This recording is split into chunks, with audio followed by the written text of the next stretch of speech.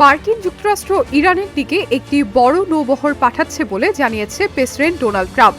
তবে তিনি বলেছেন, পরিস্থিতি নিয়ন্ত্রণে থাকলে এই সামরিক শক্তি ব্যবহার নাও করতে হতে পারে। একই সঙ্গে ইরানে বিক্ষোভকারীদের হত্যা এবং পারমাণবিক কর্মসূচি পুনরায় শুরু করার বিষয়ে তেহরানকে কঠোর সতর্কবার্তা দিয়েছেন তিনি।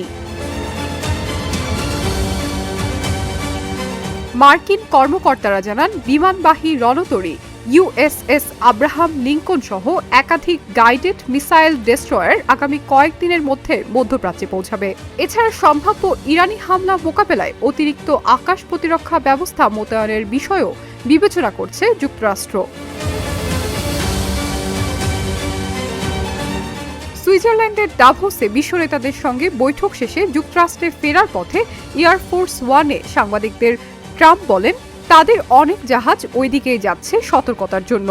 তবে তিনি চান না কিছু ঘটুক, কিন্তু তারা ইরানকে খুব কাছ থেকে পর্যবেক্ষণ করছেন বলেও তিনি জানিয়েছেন।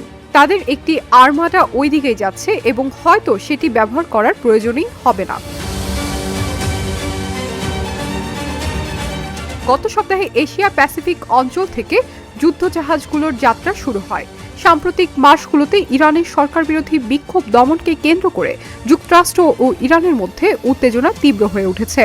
ট্রাম্প দাবি করেন, তার হুমকির পর ইরান প্রায় 840টি মৃত্যুদণ্ড কার্যকর বাতিল করেছে।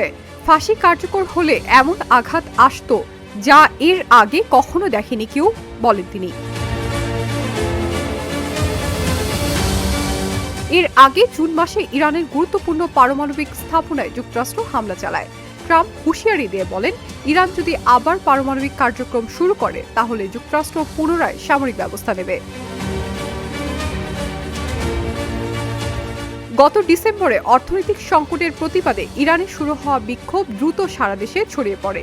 যুক্তরাষ্ট্র ভিত্তিক মানবাধিকার সংস্থা HRANA বলেছে, সহিংসতায় এখন পর্যন্ত 4500-র বেশি মানুষ নিহত হয়েছে। ইরানি কর্তৃপক্ষের দাবি, নিহতদের মধ্যে প্রায় 500 জন নিরাপত্তা বাহিনীর সদস্য। Shiny Alam Chowdhury, Dhaka journal.